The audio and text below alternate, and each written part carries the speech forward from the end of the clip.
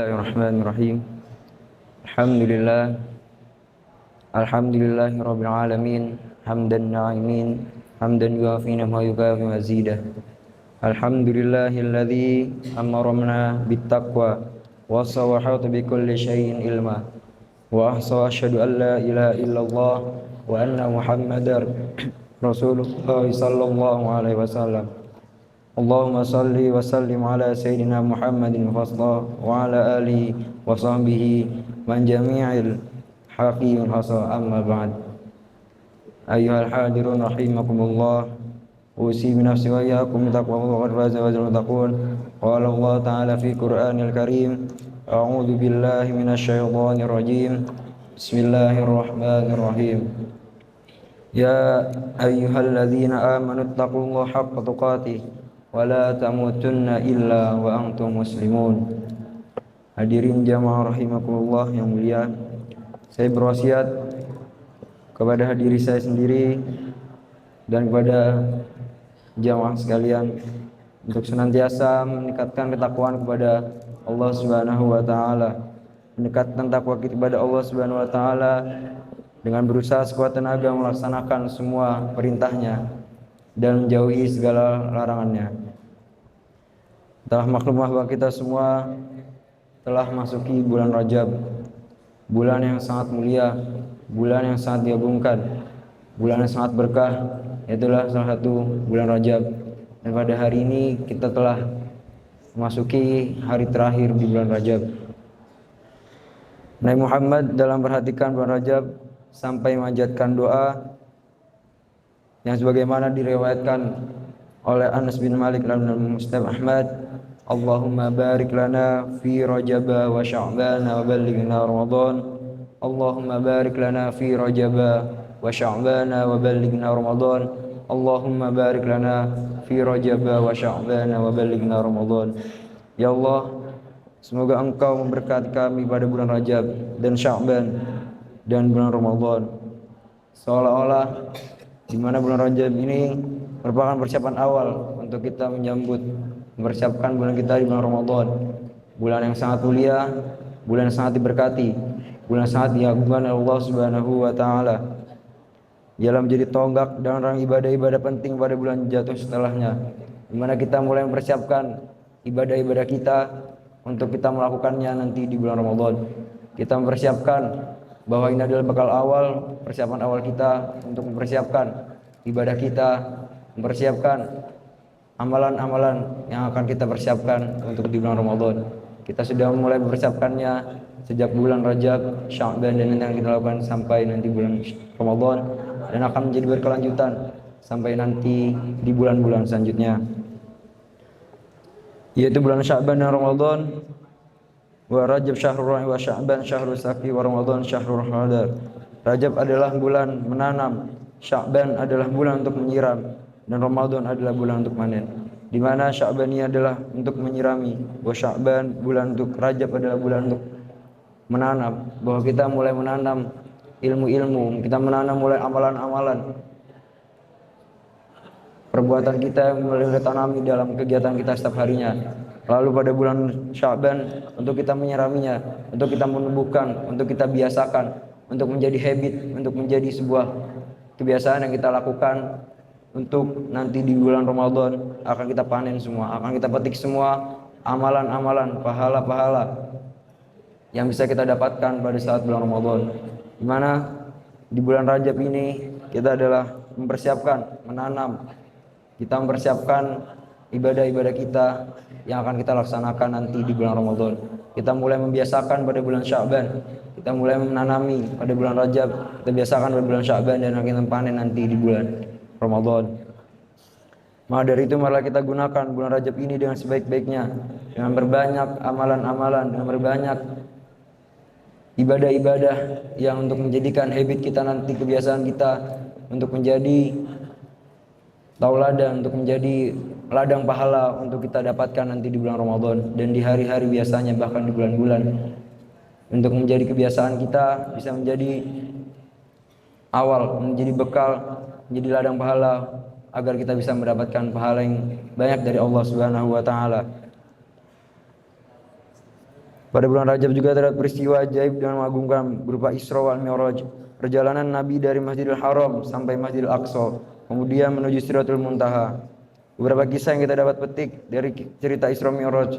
Pertama, Isra Mi'raj adalah perkara hak karena sore, sangat jelas dan eksplisit disebutkan dalam Al-Quran, sebuah kejadian yang sudah pasti terjadi. Bahkan Isra Mi'raj ini banyak tidak disangka, tetapi harus kita yakini dan kita percaya bahwa Isra Mi'raj ini pernah terjadi dan pernah dilakukan oleh Nabi Muhammad SAW. Tak ada keraguan sama sekali, meskipun akal manusia tidak sampai untuk memikirkan hal tersebut, bahwa mungkin akal kita sebagai umat manusia, sebagai makhluk sosial, sebagai ciptaan Tuhan Allah, sebagai ciptaan Allah Subhanahu wa taala, akal kita, pikiran kita tidak akan sampai pada apa yang terjadi pada saat Isra Mi'raj, di mana Nabi Muhammad melakukan perjalanan dari Masjidil Aqsa ke Masjidil Haram hingga Sidratul Muntaha. Semua hal yang aneh tidak terjadi dalam rangka menguji dan mengukur ketelabanan iman seseorang, sebab manusia tersesat adalah orang yang hanya mengukur sebuah kebenaran, hanya bersandar pada akal semata. Kita harus menghindari arus pemikiran, hanya membanggakan akal dan mengesampingkan kekuatan Allah yang lain, di mana kita harus bisa meyakini dengan kebenaran yang hakiki, di mana akal kita harus memikirkan keyakinan, iman kita harus sampai, iman kita harus meyakini bahwa apa yang telah terjadi, apa yang telah dilakukan oleh baginda Nabi Muhammad SAW itu adalah pernah terjadi.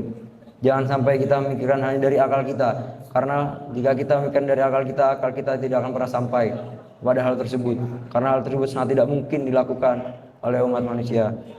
Tetapi ketika kita percaya dengan iman, dengan keyakinan, al-yakinu la yazalu bisyak, bahwa keyakinan tidak akan bisa dilakukan dengan sebuah keraguan. Itu adalah bahwa kita bisa yakin dengan iman kita, dengan kekuatan kita, bahwa Nabi Muhammad SAW telah melakukan perjalanan Isra Mi'raj.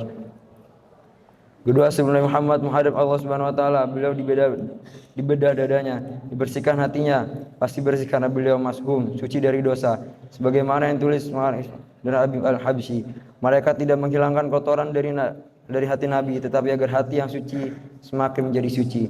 Pembersihan hati ini dilakukan sebelum Rasulullah menerima tugas sholat 5 waktu. Ini juga pelajaran bagi kita sebagai umatnya yang banyak dosa, karena kita banyak sekali buat dosa yang kita lakukan. Bahwa saat akan menghadap Allah Subhanahu wa taala, hendaknya lebih dulu kita membersihkan hati kita masing-masing dengan cara beristighfar. Berbanyaklah istighfar, bahwa itu adalah salah satu untuk menggugurkan dosa-dosa kita ketika kita ingin menghadap Allah Subhanahu wa taala. Maksudnya apabila kita sholat harus dimulai dengan hati yang suci, khusyuk, tidak memikirkan bab dunia. Sampai Allah Subhanahu wa taala berfirman menggunakan lafaz aqimis shalah, tidak ya'malus shalah. Tidak dengan filus shalah yang penting melakukan rukun dan syarat sholat sudah disebutkan filus shalah. Tetapi hikmatus shalah yang maksudnya adalah isna'us sholati yakhudu dhahirat wa hufu batinah, melaksanakan sholat dengan menjalankan syarat rukun-rukun sholat yang zahir dan syarat rukun sholat yang batin, yaitu khusyuk. Hadirin, bagaimana agar dapat melaksanakan sholat dengan khusyuk? Hatim al-Asri tanya, kaifa tahsya fi sholatik, bagaimana engkau dapat khusyuk dalam sholatmu? Maka ia menjawab, aku makbaratus shalah wa ta'ala akbaru amama ain, aku berdiri membayangkan Ka'bah ada di depanku. Bahwa dimana ketika kita sholat, bayangkanlah kita bahwa Ka'bah ada di depan kita, tapi pikiran kita tetap untuk beribadah kepada Allah Subhanahu wa taala. Aku membayangkan sirat di bawah telapak kakiku, surga ada di sebelah kananku, neraka ada di sebelah kiriku, dan malakul maut ada di belakangku. Hadirin hafizullah, dengan keterangan tadi kita semua dapat memahami bahwa sholat yang dimaksud dalam Al-Quran itu bukan sholat biasa, tidak hanya filus sholat, namun harus hikmatus sholat. Sholat yang benar-benar khusyuk, hudur dari hati, suci dari hati, bukan karena semata-mata ingin pamer kepada seorang, tetapi harus benar-benar tulus dari hati, bahwa kita harus melaksanakan ibadah, melaksanakan sholat tulus, ikhlas, yakin karena Allah Subhanahu wa taala. Semoga kita semua dan keluarga kita dapat menjadi semakin baik, dikemudiakan dalam melaksanakan semua perintah Allah Subhanahu wa taala, mendapatkan ridha Allah Subhanahu wa taala, dan akhirnya masuknya surga Allah Subhanahu wa taala. Bahwa sholat wajib itu sangat untuk dilakukan, wajib untuk dilakukan, jangan sampai kita meninggalkannya. Waktu mengajak kepada diri saya pribadi dan kepada jamaah rahimahullah pada saat bulan Rajab ini untuk mempersiapkan pada saat bulan Ramadan, masih ada 1 bulan di bulan Sya'ban. Marilah kita tumbuhi, kita tanami dalam diri kita ilmu-ilmu, ibadah-ibadah yang harus kita lakukan. di mana kita harus sering melakukan amalan-amalan soleh, mulai dari amalan wajib, sunnah, mulai kita harus tanami dalam diri kita untuk menjadi bekal untuk melakukan kita semua, untuk menjadi bekal kita di bulan Ramadan, agar nanti kita di Ramadan bisa memanfaatkan bulan dengan sebaik mungkin, dengan bisa mendapatkan amalan-amalan ibadah-ibadah untuk mendapatkan pahala yang bisa lebih mendekatkan kita kepada Allah Subhanahu wa taala. Barakallahu fi lakum fil Qur'anil azim wa tafi wa iyyakum bil ayati wa dzikril harim innahu huwal ghafurur rahim.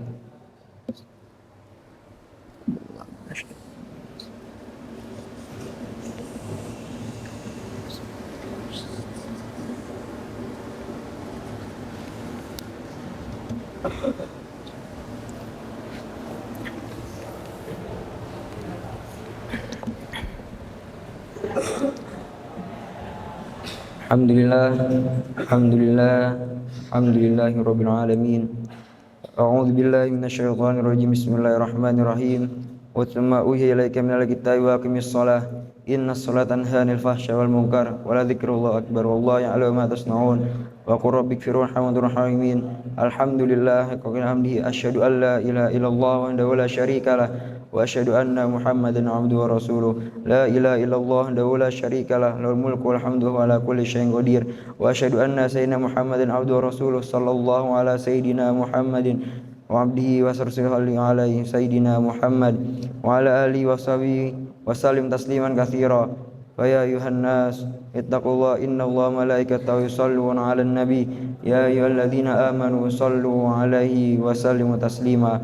Allahumma shalli wa sallim ala sayyidina Muhammadin sayyidil mursalin wa ala alihi wa sahbihi wa tabi'in ila yaumiddin.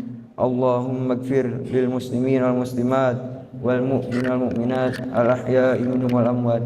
Allahumma inna nas'aluka salamatan fid din wa afiyatan fil jasad wa ziyadatan fil ilmi wa barakatan fil rizqi wa taubatan qabla al maut wa maghfiratan ba'da al maut. Allahumma hawwin 'alaina fi sakaratil maut wan najata minan nar wal afwa indal hisab. Allahumma barik lana fi Rajab wa Sya'ban wa ballighna Ramadan. Allahumma barik lana fi Rajab wa Sya'ban wa ballighna Ramadan. Allahumma aslihni alimatina wa ammatina wa qadatina wa 'alamtina wa kufatina wa masyaikhatina salatana amma waj'alna huda muhtadin. Allahumma tasrif man suraddin wa ahmad man hawalal muslimin. Allahumma hlika 'adal ladzi wa alafa baina qulubil mu'minin wa qulna asrar ma'sumi wa farijana al kabun wa ala muslimin innaka ala kulli syai'in qadir. Allahumma dfa'anna al-ghala wal bala wal waba wal fahsya wal munkar wasuyuf al mukhtalifa wasyada'id wal mihan mukhtalafa wal mihan ma dhara min hamatan fi balina hadha khassa wa min kulli dalil muslimin amma innaka ala kulli syai'in qadir. Allahumma ij'alna wa ahlana dzurriyyatina wa jami' ikhwatina min ibadika salihin ibadikal muttaqin min ibadika sabirin min ibadika syakirin min ibadikal mukhlisin min ibadikal mujahidin min almatikal alamin min alladzi an'amta alaihim ghairil maghdubi alaihim waladdallin. Rabbana atina fid dunya hasanah wa fil akhirati hasanah wa qina adzabannar. Allahumma rizqna husnul khatimah. Allahumma inna nas'aluka husnul khatimah. Allahumma inna nas'aluka husnul khatimah. Allahumma rizqna taubatan nasuha qabla al-maut. Allahumma ya muqallibal qulub tsabbit qulubana ala dinik. Wa barakallahu sallim walhamdulillahi rabbil alamin. Aqimis salat.